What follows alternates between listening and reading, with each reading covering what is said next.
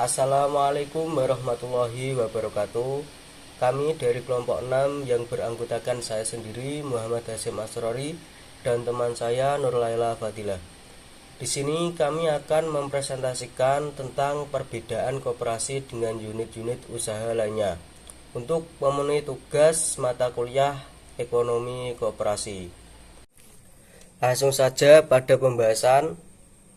Indonesia memiliki berbagai bentuk badan usaha dalam sistem perekonomian. Setiap badan usaha memiliki tujuan, sistem pengelolaan, dan kepemilikan yang berbeda. Koperasi dikenal sebagai soko guru perekonomian Indonesia.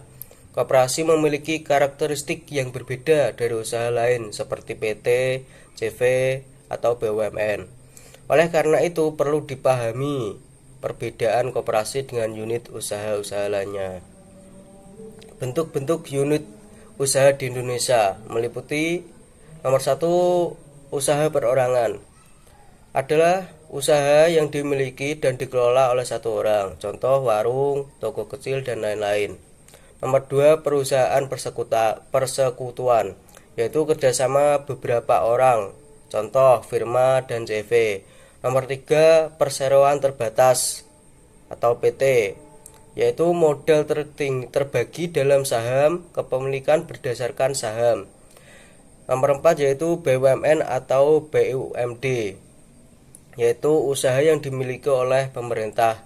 Yang terakhir yaitu koperasi, yaitu usaha yang dimiliki oleh anggota dan bertujuan untuk meningkatkan kesejahteraan anggota. Pengertian koperasi. Koperasi adalah badan usaha yang beranggotakan orang-orang atau badan hukum koperasi yang menjalankan kegiatan berdasarkan prinsip koperasi dan asas kekeluargaan.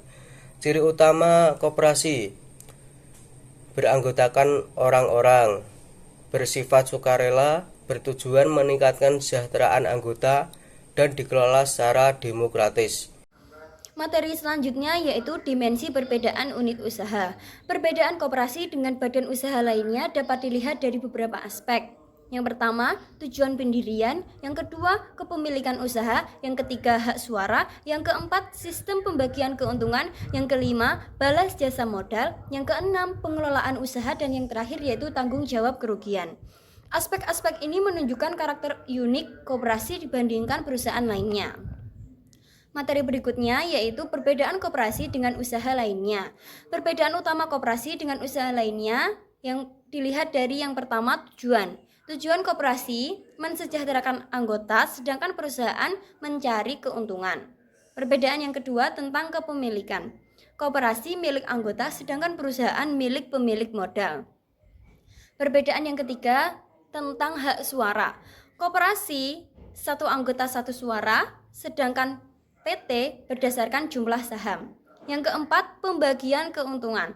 Koperasi SHU berdasarkan partisipasi anggota, sedangkan PT dividen berdasarkan saham.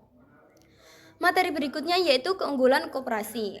Menurut Rifai Wirasasmita, koperasi memiliki beberapa keunggulan. Yang pertama, keanggotaan terbuka dan sukarela. Yang kedua, pengelolaan demokratis. Yang ketiga, manajemen transparan. Yang keempat, pembagian keuntungan lebih adil. Dan yang kelima, mengutamakan kesejahteraan anggota. Koperasi menempatkan manusia sebagai pusat kegiatan ekonomi, bukan modal. Materi berikutnya yaitu koperasi dalam perspektif ekonomi syariah. Prinsip koperasi sejalan dengan nilai ekonomi Islam seperti musyawarah, keadilan, kerjasama, dan larangan eksploitasi modal. Konsep koperasi mirip dengan syirkah dalam ekonomi Islam, yaitu kerjasama usaha untuk kemaslahatan bersama. Contoh penerapannya yaitu pada koperasi syariah atau BMT. Materi selanjutnya yaitu tantangan koperasi saat ini. Beberapa tantangan koperasi di Indonesia yaitu manajemen yang kurang profesional, modal terbatas, partisipasi anggota yang rendah, persaingan dengan perusahaan besar, dan adaptasi teknologi yang masih lambat. Namun, koperasi tetap memiliki potensi besar dalam pemberdayaan ekonomi masyarakat. Selanjutnya yaitu kesimpulan. Indonesia memiliki berbagai bentuk unit usaha seperti usaha perorangan, PT, BUMN, dan koperasi. Koperasi memiliki karakteristik yang berbeda dari usaha lainnya. Perbedaan utama terletak pada tujuan, kepemilikan, hak suara, dan pembagian keuntungan. Koperasi mengutamakan kesejahteraan anggota dan prinsip demokrasi ekonomi. Jika dikelola dengan baik, koperasi dapat menjadi penggerak ekonomi rakyat yang kuat.